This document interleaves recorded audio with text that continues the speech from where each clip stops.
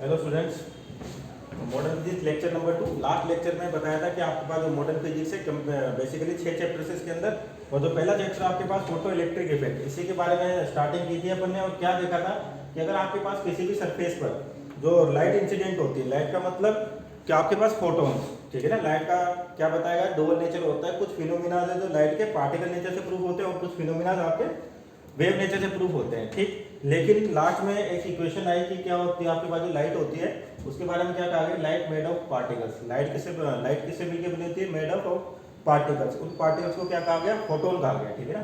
तो एक तरह से समझिए फोटोन सिंगल पार्टिकल ना हो गया, इस तरह समझिए फोटोन कोई मटेरियल नहीं है। फोटोन एक तरह से पैकेट ऑफ एनर्जी। ध्यान रखना कि आपके पास जो फोटोन है वो कोई मटेरियल नहीं है, ना ही वो, ठीक है। वो क्या होगा, आपके पास एक पैकेट ऑफ एनर्जी होगा जो स्पीड ऑफ लाइट के साथ क्या करता है, ट्रेवल करता है इन स्ट्रेट लाइन, ठीक है। अब जो फोटोन्स है यानी कि एनर्जी है, तो उसकी कोई ना कोई फ्रीक्वेंसी होगी। तो ध्यान रखना फोटोन्स की, जिस मान लो कोई सी भी लाइट है उसके कोरस्पॉन्डिंग जो फ्रीक्वेंसी होगी, और वही फ्रीक्वेंसी की आप बोल दो कि फोटोन्स होंगे। तो फोटोन्स किसी भी सरफेस में जब इंसिडेंट होते हैं उसकी फ्रीक्वेंसी में कोई चेंज नहीं आता, चाहे आपका मीडियम चेंज हो जाए। अगर मीडियम चेंज होगा तो ध्यान रखना स्पीड में चेंज आ सकता है, वेवलेंथ में चेंज आ सकता है, पर आपके पास किस में चेंज नहीं आएगा, फ्रीक्वेंसी में, क्योंकि फ्रीक्वेंसी हमेशा ही इंडिपेंडेंट ऑफ मीडियम रहती है। तो ध्यान रखिएगा आपका जो फोटोन होता है वो किसी भी सरफेस पे गिरता है, तो आपने लास्ट में देखा था सरफेस पे गिरने के बाद क्या करता है, उस पर प्रेशर जनरेट करता है या फोर्स लगाता है। तो उस फोर्स की वजह से प्रेशर आता है, और उस प्रेशर को क्या कहते हैं अपन, रेडिएशन प्रेशर, ठीक है ना। तो कंसेप्ट ऑफ फोटोन ध्यान रखना, फोटोन एक तरह से क्या, कोई मटेरियल पार्टिकल नहीं होता, सिंपली एक पैकेट ऑफ एनर्जी होती है। आपको एप्लीकेशन दिखाई दी फोटोन्स की, रेस्ट मास 0 होता है, स्पीड लाइट की स्पीड से ट्रेवल करता है, रेस्ट मास कितना होता है, 0 होता है इसका। इसकी फ्रीक्वेंसी इंडिपेंडेंट ऑफ मीडियम होती है, ठीक है, ध्यान रखना, इंडिपेंडेंट ऑफ मीडियम, ये किसी पे डिपेंड नहीं करेगी। अब देखो स्टार्ट करते हैं वहीं से कि रेडिएशन प्रेशर थी कि आपके पास केस था सिंपल, कि मान ली कोई सरफेस है जिसमें लाइट इंसिडेंट होगी इस तरीके से, जिसकी इंटेंसिटी आई और वेवलेंथ लैम्डा, ठीक है, और ये सरफेस बोल दिया ए।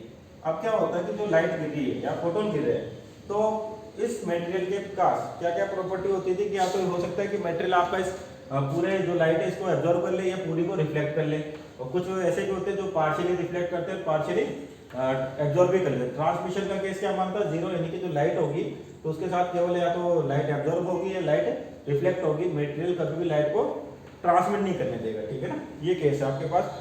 और एक केस अपन ने पढ़ लिया था कि अगर लाइट इंसिडेंट हो रही है और आर की वैल्यू 1 है, इसका मतलब कि जितने भी फोटोन्स आ रहे हैं आपके पास रिफ्लेक्ट होकर वापस निकल गए सारे के सारे, कोई एब्जॉर्प्शन नहीं है यहाँ पर लाइट का, यानी कि ए की वैल्यू 0।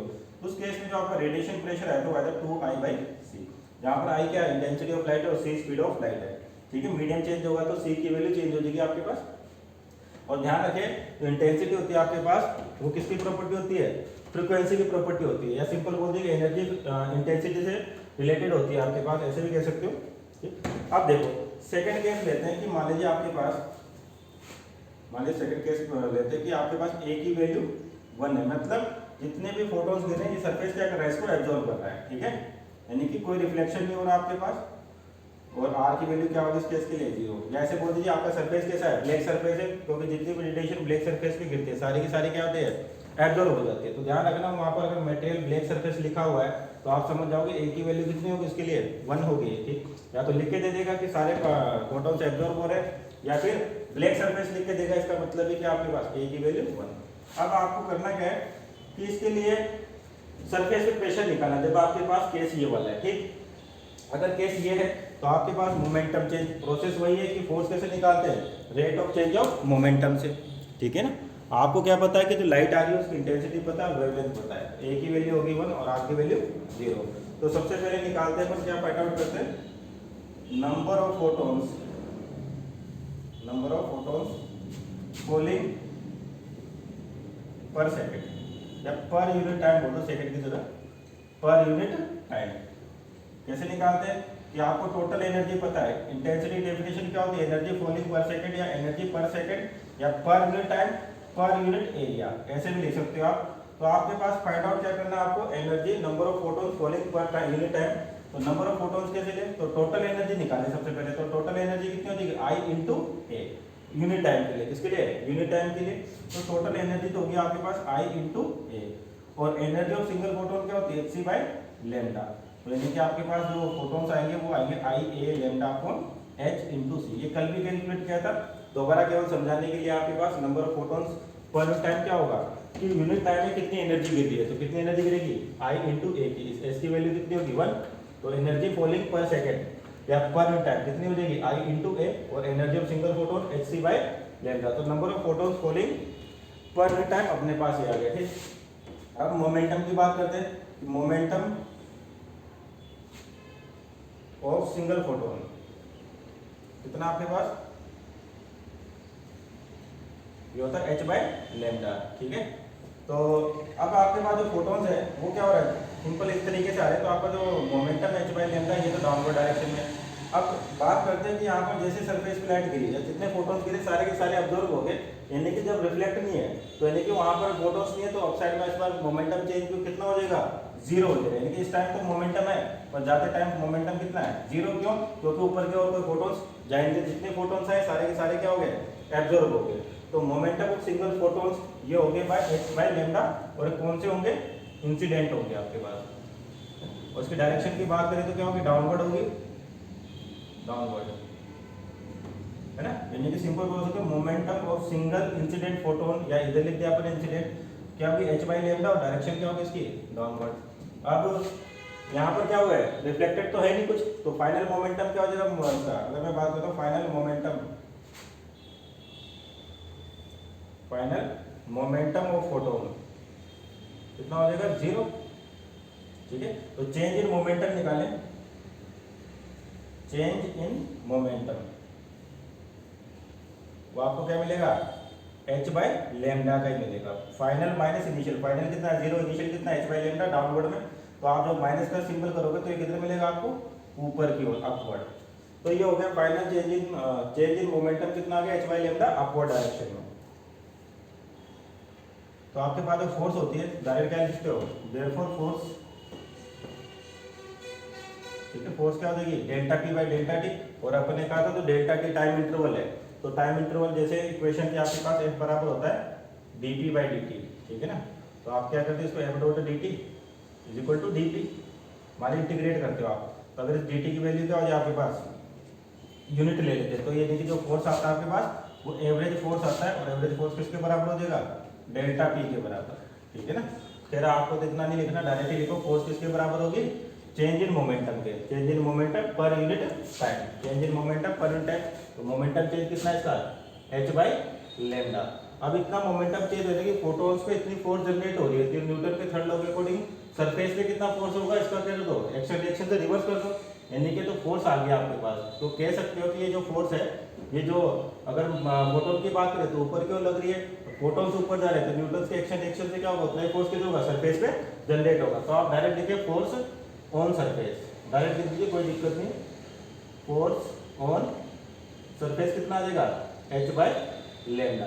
यानी कि सिंगल फोटोन आपके पास ये इतना, सिंगल फोटोन का फोर्स इतना लग रहा है किस पर, बेटा नंबर ऑफ फोटोन्स कितने हैं, I a लैम्डा फोर्स, तो देयरफॉर टोटल फोर्स कितनी हो जाएगी, I a lambda upon h c into h by lambda. तो यहाँ से lambda lambda cancel out, h cancel out, तो ये टोटल फोर्स आ गया आपके पास। तो प्रेशर कितना होता है, force upon area, force upon area, तो आपके पास आ गया I बाई सी। ठीक है, I बाई सी। तो मीन्स अगर आपके पास सरफेस पे फोटोन गिरे वो एब्जॉर्ब होते हैं, तो उसकी वजह से जो प्रेशर जनरेट होता है वो होता है I बाई सी। उसमें कितना आया था, 2I बाई सी। ठीक, तो ये इसका दूसरा केस है कि जब आपके पास जितने फोटोन्स है सारे के सारे क्या हो रहे हैं, एब्जॉर्ब हो रहे हैं। एक जनरल केस ले लेते हैं इनका, ध्यान रखें ये आपसे कोई डेरिवेशन नहीं पूछे जाएंगे एग्जाम के अंदर, ठीक है ना। बोर्ड के इसके अकॉर्डिंग इसमें इनकी डेफिनेशंस नहीं है, ना ही इनके डेरिवेशन है। आपको केवल कैलकुलेशन समझ आनी चाहिए, न्यूमेरिकल्स आते हैं यहाँ से, है ना। इसका जो भी जो डेरिवेशन कर रहे हैं अपन, ऐसा कोई डेरिवेशन आपके फोर्स वगैरह में मेंशन नहीं है, पर इस टॉपिक के न्यूमेरिकल आते हैं, तो आपको मोमेंटम चेंज लिखना आना चाहिए कि मोमेंटम किस तरीके से चेंज हो रहा है। अगर मान लीजिए मैं बोल दूँ ए की वैल्यू ए है ना, तो आर की वैल्यू क्या हो जाएगी, 1 माइनस ए। भाई आपके पास ए की वैल्यू, ए का मतलब कि जैसे लाइट गिरी तो उसका कुछ पार्ट तो एब्जॉर्ब हो गया, कुछ पार्ट क्या हो गया, रिफ्लेक्ट हो गया, ठीक है ना। जैसे मैं बोल दूं कि 100% एनर्जी गिरी या 100 फोटोन गिरे, उसमें से 40 फोटोन तो क्या हो गया, एब्जॉर्ब हो गए, तो बचेंगे कितने, 60 रिफ्लेक्ट हो गए। तो यही जनरल केस अपन ले रहे हैं कि मान ली आर की वैल्यू आर ले लेते हैं, यानी कि जितने मान लो कुछ पार्ट क्या हुए रिफ्लेक्ट हो गए, ए की वैल्यू कितनी होगी 1 माइनस आर, ठीक है ना। क्यों? क्योंकि ए प्लस आर बराबर क्या था आपके पास 1 था। एब्जॉर्ब प्लस रिफ्लेक्टेड फोटोन्स का सम करोगे तो आपको क्या मिलना चाहिए 1। तो मैंने कह दिया रिफ्लेक्टेड फोटोन आर है तो एब्जॉर्ब कितने होंगे 1 माइनस आर। तो अब देखो यानी कि रिफ्लेक्टेड पार्ट के लिए और एब्जॉर्ब पार्ट के लिए दोनों के लिए कैलकुलेट कर लेते डायरेक्टली। आप जानते हो, अब देखना डायरेक्ट इक्वेशन लिखना होगा कि force due to reflected photon, ठीक है, force due to reflected photon. अब या सोच समझो कि समझने की कोशिश करो जो आपके पास रिफ्लेक्ट होते हैं, ध्यान रखना इस तरीके से समझना आपको। h बाई लेमडा इंसिडेंट और रिफ्लेक्टेड क्या था h बाई लेमडा, तो यानी कि मोमेंटम चेंज आ गया था 2h बाई लेमडा का। और नंबर ऑफ फोटोन्स कितने थे आपके पास i a lambda upon h c, यानी कि जितने फोटोन्स इंसिडेंट हो रहे थे वो ये थे, number of photons falling per in time आपके पास ये थे। अब इसमें जितने फोटोन्स इंसिडेंट हो रहे हैं उसमें से कुछ ही रिफ्लेक्ट हो रहे हैं, कुछ ही क्या हो रहे हैं रिफ्लेक्ट। तो नंबर ऑफ फोटोन्स क्या होंगे यहाँ पर इस वाली चीज को r से मल्टीप्लाई कर दो तो ये हो गए नंबर ऑफ फोटोन्स रिफ्लेक्टेड, जितने फोटोन्स रिफ्लेक्ट हुए, ठीक है ना। तो इसी तरीके से समझने की कोशिश करें न्यूमेरिकल्स को। जैसे अगर न्यूमेरिकल्स आते हैं आपके पास हो सकता है एंगल पे भी दे दे तो आपको मोमेंटम चेंज लिखना आना चाहिए कि मोमेंटम चेंज किस तरीके से हो रहा है। एनर्जी सिंगल फोटोन की सभी को याद होती है और number of photons falling per in time ये होते हैं आपके पास। अब इस बार केस है आपका कि जो फोटोन फॉल हो रहे हैं उसमें से कुछ ही रिफ्लेक्ट हो रहे हैं, तो नंबर ऑफ रिफ्लेक्टेड फोटोन्स अपन निकाल सकते हैं कैसे। टोटल नंबर ऑफ फोटोन में से मान लीजिए 10% 20% या आर की वैल्यू जो बोल रहे अपन उतने रिफ्लेक्ट हुए तो अभी उसको बी से मल्टीप्लाई कर देंगे, 30 से मल्टीप्लाई जो भी गिवन होगा, ठीक है। तो force due to reflected photons ये निकालने तो नंबर ऑफ लिख लेते हैं एक बार, नंबर ऑफ रिफ्लेक्टेड फोटोन्स ये कितने हो जाएंगे आपके पास number of photons falling per in time, तो I A lambda upon h c है जी इनटू आर। तो इतने फोटोन्स क्या हो रहे हैं आपके पास रिफ्लेक्ट हो रहे हैं, तो इतने फोटोन्स रिफ्लेक्ट हो गए तो इनका मोमेंटम चेंज क्या होगा आपके पास 2h बाई लेमडा का, ठीक है ना। h बाई लेमडा डाउनवर्ड और रिफ्लेक्ट होने के बाद h बाई लेमडा अपवर्ड। तो टोटल चेंज इन मोमेंटम की बात करते हैं, टोटल चेंज इन मोमेंटम, ठीक है। 2h बाई लेमडा ये तो सिंगल फोटोन का मोमेंटम और नंबर ऑफ फोटोन्स कितने I A lambda upon h c into r. तो यही चीज किसके बराबर होगी आपके पास फोर्स के बराबर होगी, ठीक है ना, फोर्स एच। तो यहाँ से क्या कैंसिल आउट हो गया, लेमडा से लेमडा कैंसिल आउट, एच से एच कैंसिल आउट, तो आपके पास इक्वेशन आ गई 2IA C इंटू आर, ठीक है। जो मोमेंटम चेंज होगा वही क्या होगा फोर्स जनरेट होगा। और चाहे तो आप प्रेशर निकाल सकते हैं, तो प्रेशर क्या होगा due to reflected photon, pressure due to reflected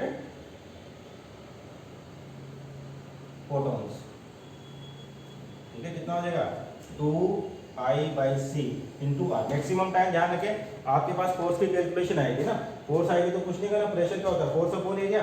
अगर आपको प्रेशर का फॉर्मूला याद है तो एरिया से मल्टीप्लाई कर दो। तो ये तो हो गया रिफ्लेक्टेड फोटोन का। फिर बोल रहा हूँ ये कोई डेरिवेशन नहीं आपके पास, कंसेप्ट है ताकि आप न्यूमेरिकल्स कर सके। और फोटोन आ रहे हैं उनके मोमेंटम को लिखना सीखे कि मोमेंटम चेंज किस तरीके से हो रहा है। अब बात करते हैं, मैं मान लो नंबर ऑफ एब्जॉर्ब फोटोन निकालना चाहता हूँ, नंबर ऑफ एब्जॉर्ब फोटोन्स कि कितने फोटोन्स आपके पास एब्जॉर्ब हुए। तो total number of photons I A lambda upon h c, R तो एब्जॉर्ब हो गए तो बचे कितने एब्जॉर्ब 1 माइनस आर, ये बचे आपके पास 1 माइनस आर ये बचेंगे, ठीक है।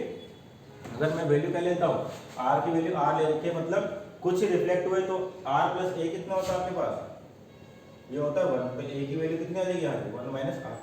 ये अपन ने वहाँ पर पुट कर देखिए ये हो गया आपके पास।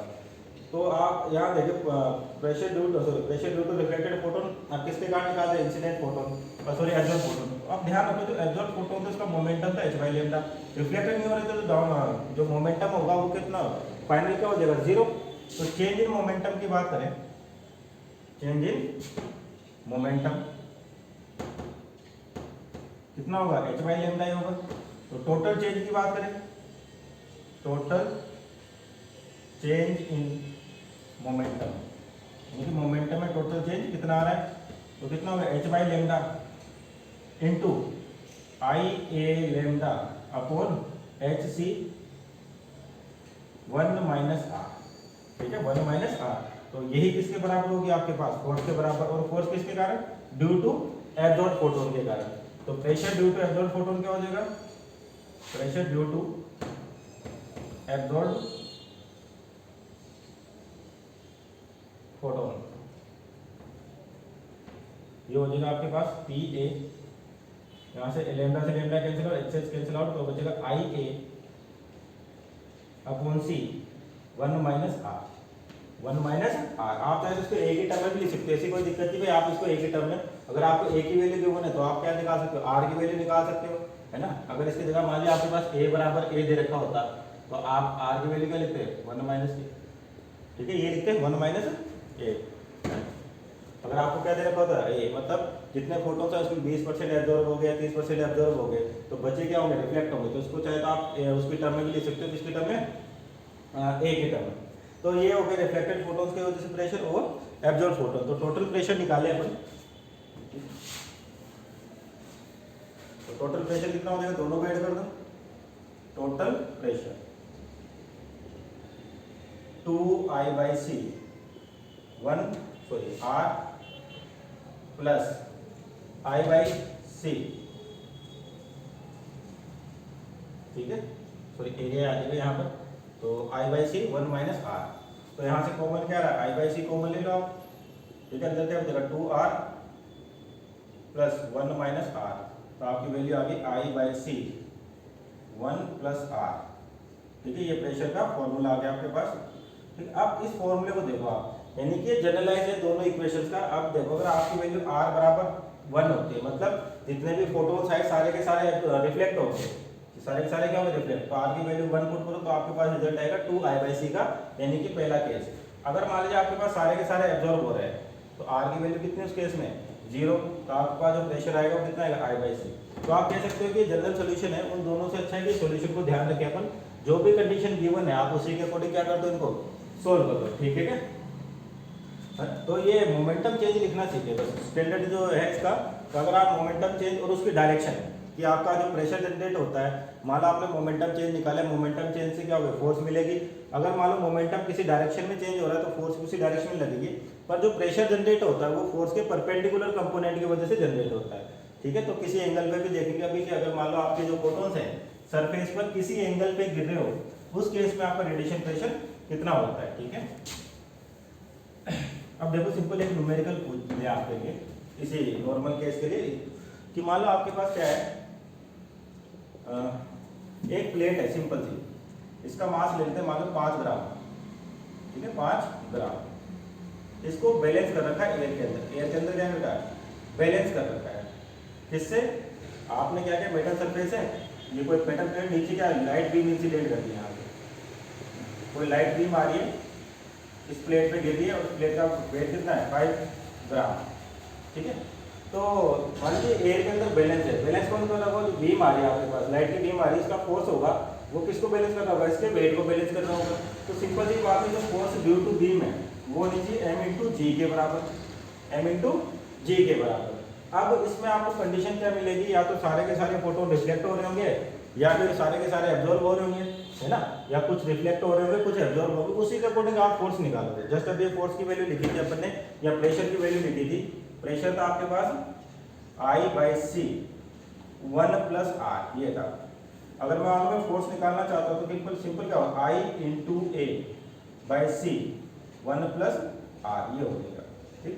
तो इसका जो फोर्स है mg, अगर ये बैलेंस है तो फिक्स mg को कौन बैलेंस कर रहा होगा, जो आपके पास रेडिएशन की वजह से फोर्स लग रही होगी, ठीक है। अब रेडिएशन की वजह से फोर्स लग रही है तो सरफेस की प्रॉपर्टी कि ये पूरे के पूरे को रिफ्लेक्ट कर रही है या कुछ पार्ट को रिफ्लेक्ट कर रही है, ये गिवन होगा आपको। मान लो आपको ले दे दिया कि सारे के सारे क्या है, फोटोन रिफ्लेक्ट हो रहे हैं, सारे के सारे फोटोन क्या हो रहे हैं, रिफ्लेक्ट हो रहे हैं आपके पास। तो जो फोर्स आएगा सिंपल आपके पास वो आ जाएगा 2IA/C, this should be equal to क्या होना चाहिए, mg, ठीक है। तो आपसे अगर यहाँ से इंटेंसिटी पूछी जाए या फिर बोली पावर पूछी जाए, पावर है ना, पावर जो आपके पास होती है, ठीक है, इंटेंसिटी क्या होती है, जस्ट पावर अपॉन एरिया, ठीक है। तो पावर क्या हो जाएगी, इंटेंसिटी इनटू एरिया, ठीक है। तो आप इसको क्या लिख सकते हो इक्वेशन को, यहाँ से 2P/C बराबर mg। ध्यान रखना ये P प्रेशर नहीं, ये पावर है ना, प्रेशर को आप ऐसे स्मॉल p से लिख लो, यहाँ पर दिक्कत नहीं है। तो पावर की वैल्यू हो जाएगी आपके पास mg C/2, ये पावर है आपके पास, ठीक। अगर मान लीजिए आपके पास r बराबर 1 का केस, अगर बोल देते कि अगर ये सरफेस कैसा ब्लैक सरफेस होता, मान लीजिए ब्लैक सरफेस होता, तो आपके पास जो a है वो कितना हो जाता है, इस बार 1 हो जाता है, ठीक है। r की वैल्यू 0, तो उस केस में जो पावर आती है आपके पास वो आती है सिंपल यहाँ पर जो i टू i a, अगर मान लो a की वैल्यू a होती, सॉरी 1 होती, तो सिंपल कितना आता, i a आता आपके पास, तो आप सिंपल क्या लिखते हैं, i a upon c equal to mg, तो यानी कि p की वैल्यू होगी i इंटू a, p बराबर हो गया mg c। ये इतना पावर है आपके पास उस बीम का, ठीक है। तो केस डिपेंडेंट होता है कि आपको केस में क्या दे रखा है, किस तरीके से दे रखा है, ठीक है ना। अब इंक्लाइन सरफेस की बात करते हैं।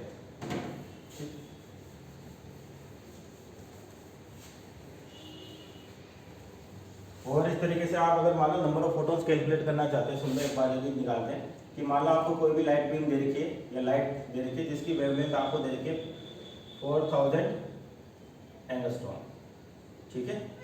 और ये मान लो 1 मीटर स्क्वायर एरिया पे दे दी, 1 नहीं 10 की पावर -2 मीटर स्क्वायर एरिया पे दे दी, क्रॉस सेक्शन एरिया कितना किसी भी सरफेस पे गिरी है 10 टू पावर -2। आपसे पूछा कि नंबर ऑफ फोटोन्स बताओ, नंबर ऑफ फोटोन्स फॉलिंग पर सेकेंड, पर यूनिट टाइम है ना, पर यूनिट टाइम या पर यूनिट सेकेंड। तो पहले देखें जो टोटल एनर्जी निकाले आपके पास वो कितनी हो जाएगी, एनर्जी पर सेकेंड आई इंटू ए, ठीक है। और आपके पास ये होगी, और सिंगल फोटोन की एनर्जी क्या हो जाएगी, energy of single photon hc by lambda. तो नंबर ऑफ फोटोन्स मान लीजिए इसकी इंटेंसिटी आपके पास जो भी 2 ले लो, जो भी 4 कुछ भी ले लो आपके पास इंटेंसिटी की बात करें, इंटेंसिटी होती है आपके पास एनर्जी पर सेकेंड इंटू एरिया, यानी कि जूल एनर्जी पर सेकेंड या सिंपल पावर यानी कि वॉट पर मीटर स्क्वायर, ठीक है। तो इंटेंसिटी की यूनिट आ गई आपके पास वॉट पर मीटर स्क्वायर, तो यानी कि 4 वॉट पर मीटर स्क्वायर, ठीक है। ये आपके पास इंटेंसिटी इसकी। तो आप यहाँ से क्या निकाल सकते हो, नंबर ऑफ फोटोन्स, एनर्जी कितनी हो जाएगी टोटल आई इंटू ए, और सिंगल फोटोन की कितनी हो जाएगी, तो नंबर ऑफ फोटोन्स क्या हो जाएंगे, नंबर ऑफ फोटोन्स ये हो गया आपके पास, डिवाइड कर दो दोनों को, I A upon h c by lambda, ठीक है। आप चाहे तो इसको डायरेक्ट भी लिख सकते हो, 12400 लिखा था अपन ने, divide by lambda in angstrom यानी कि 4000। तो ये एनर्जी आती थी इलेक्ट्रॉन वोल्ट के अंदर, याद रखना इसके अंदर आती है इलेक्ट्रॉन वोल्ट के, तो ये हो जाएगा आपके पास 31 इलेक्ट्रॉन वोल्ट, यानी कि एनर्जी ऑफ सिंगल फोटोन कितनी आई, 31 इलेक्ट्रॉन वोल्ट। अब नंबर ऑफ फोटोन्स यानी कि टोटल एनर्जी की बात करते हैं, इसको निकालते हैं, आई दे रखा है 4 वॉट पर मीटर स्क्वायर, है ना, यानी कि एसआई यूनिट है ये आपके पास, किसकी है, एसआई यूनिट, यानी कि वॉट का मतलब क्या होता है, जूल पर सेकंड, क्या होता है, जूल पर सेकंड, ध्यान रखना 4 जूल पर सेकंड पर मीटर स्क्वायर, अगर ऐसा यूनिट में लिखो। अब आपके पास यहाँ चल रहा है इलेक्ट्रॉन वोल्ट, तो इस एनर्जी को भी या तो आप इस इलेक्ट्रॉन वोल्ट को किस में कन्वर्ट कर लो, जूल में कन्वर्ट कर लो, या फिर जूल को आप इलेक्ट्रॉन वोल्ट में कन्वर्ट कर लो। आपको पता है कि 1 इलेक्ट्रॉन वोल्ट किसके बराबर होता है, 1.6 इंटू 10 टू पावर -19, ठीक है क्या, इलेक्ट्रॉन होता है, इलेक्ट्रॉन का चार्ज है आपके पास, ठीक है। ये अब आप चाहे तो इसको कन्वर्ट कर लो किसके अंदर, जूल को इलेक्ट्रॉन वोल्ट में, या फिर इलेक्ट्रॉन वोल्ट को जूल में कन्वर्ट करोगे तो आपके पास सिंपल क्या करना है, जो आपके पास है 31 इलेक्ट्रॉन वोल्ट दे रखा है, तो इससे डिवाइड कर दो आप, 1.6 इंटू सॉरी मल्टीप्लाई कर दो 1.6 इंटू 10 टू पावर -19 जूल, ठीक है। तो आप चाहे तो अगर जो यूनिट्स हैं उनका ध्यान रखें, जो जूल में आपके पास जूल में रहेगी, और इलेक्ट्रॉन वोल्ट में, ठीक है क्या। तो यहाँ से आपके पास एनर्जी कन्वर्ट हो गई 4 जूल, तो या तो आपने इसको ऐसे लिख लो, और यहाँ से आई इंटू ए कितना आपके पास 10 टू पावर -2 मीटर स्क्वायर, तो इसकी यूनिट क्या होगी, जूल। तो इस चीज़ का ध्यान रखें, यहाँ पर एनर्जी जूल में और यहाँ पर इलेक्ट्रॉन वोल्ट में, अगर आप ये रिजल्ट यूज करते हो तो इसको जूल में कन्वर्ट कर लें, या इस जूल को इलेक्ट्रॉन वोल्ट में कन्वर्ट कर ले, आपके पास रिलेशन है। तो यहाँ से आप नंबर ऑफ फोटोन्स निकाल सकते हो कि कितने फोटोन्स पर टाइम में गिरते हैं।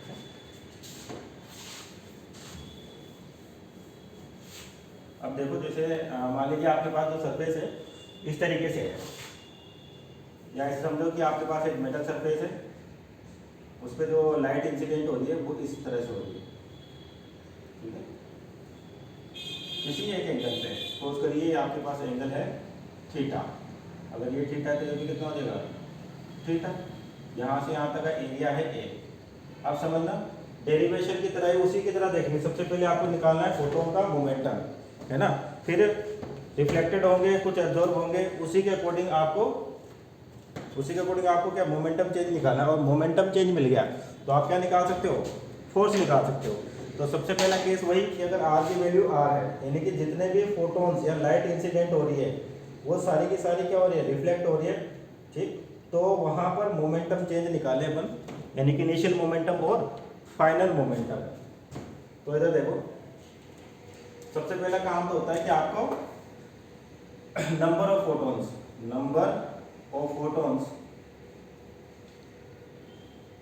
फोटॉन्स फॉलिंग पर सेकंड, यानी कि पर सेकंड कितने फोटॉन्स गिर रहे हैं, फॉलिंग पर यूनिट टाइम। तो आपके पास क्या होता है इसका, इसकी इंटेंसिटी आई ले लो और फ्रीक्वेंसी या वेवलेंथ लैम्डा, ठीक है। इसका एरिया ए। अब देखिए जहाँ से जो फोटोन गिरेंगे, है ना, इस वाले सरफेस पे कितने करेंगे, एक यूनिट टाइम के अंदर, कि सेम टाइम पर फोटोन चाहिए आपको। ऐसा नहीं जैसे ये बीम, इस बीम की बात करें, उस बीम की बात करें, तो ये जल्दी पहुंचेगी आपके पास, इसको थोड़ा ज़्यादा ट्रेवल करना पड़े, इसको थोड़ा ज़्यादा। तो कितने नंबर ऑफ फोटोन गिरे तो अपन क्या करें, इसका प्रोजेक्टेड एरिया ले, यहाँ पर इस प्लेट का जो प्रोजेक्टेड एरिया ये थीटा, तो ये भी कितना होगा थीटा, तो ये वैल्यू हो जाएगी ए कोस थीटा, है ना। आपको क्या निकाले, number of photon falling per time, यानी सेम टाइम पर। अब मान लिया आप यहाँ पे कैलकुलेट करते हो, यहाँ और यहाँ फिक्स है, इसको यहाँ पर पहुँचने में ज़्यादा टाइम लगेगा, ऐसे इतना। अगर ये दोनों पैरेलल है तो यहाँ से यहाँ तक तो ठीक है, यहाँ से यहाँ तक ठीक है, पर ये जो वेव है इसको इतना एक्स्ट्रा चलना है और इसको इतना चलना है, तो ज़्यादा टाइम लगेगा। तो आपने को तो एरिया पे चाहिए कि उस यूनिट टाइम में कितने फोटोन्स गिरेंगे, तो इसका प्रोजेक्टेड एरिया ले लिया। अब इन तीनों के लिए क्या हो गया, बीम के लिए या जितने फोटोन्स है सभी का उसी टाइम पर इस एरिया पे गिर रहे हैं, यानी कि आपके पास सेम फोटोन मिल जाएंगे सभी, है ना। तो हो जाएगा आपके पास आई इंटू ए की जगह इस बार ए कोस थीटा हो जाएगा। ये तो भी total energy upon energy of single photon है, तो एच सी बाई लेमडा है, यानी कि लेमडा ऊपर है। तो ये हो गया number of photons falling point time, इसके लिए अगर आपके पास ये है। अब मोमेंटम चेंज को देखना, मैं डायरेक्ट लिख रहा हूँ इस बार।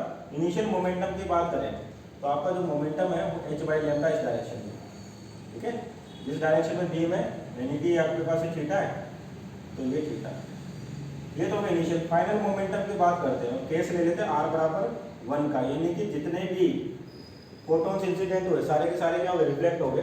और फाइनल मोमेंटम की बात करें तो फिक्स है, टकराएगा वापस जाएगा, है ना। तो आपका जो मोमेंटम होगा फाइनल वो इस डायरेक्शन में होगा, ये थीटा, तो ये भी थीटा होगा, मीन्स ये भी क्या होगा आपके पास थीटा होगा।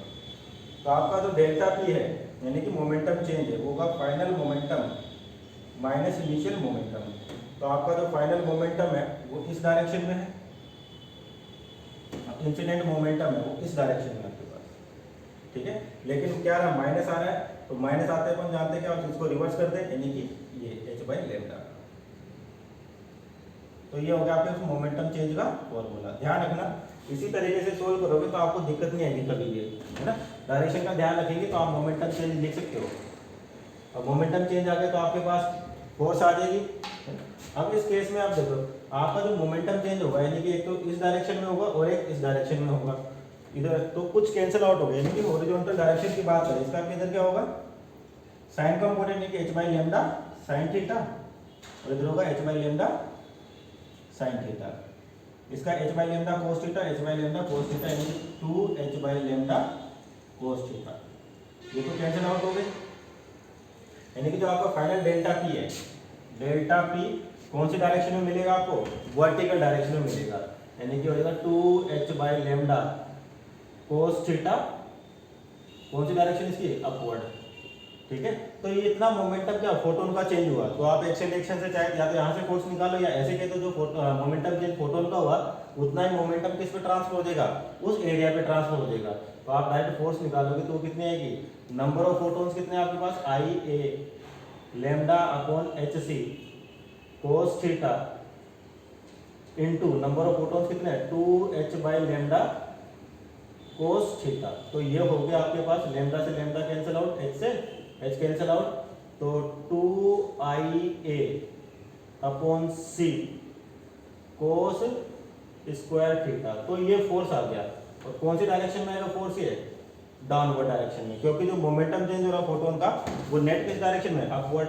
तो जितना मोमेंटम फोटोन का चेंज उतना ही क्या होगा? मोमेंटम नीचे की ओर यानी कि सरफेस पे ट्रांसफर होगा। या बोल दो कि जितना फोर्स किस पे लग रहा है? फोटोन्स पे लग रहा है, उतना ही फोर्स कितना लगेगा? सरफेस पे लग रहा है। अगर ये अपवर्ड है तो दूसरा क्या होगा? डाउनवर्ड होगा आपके पास।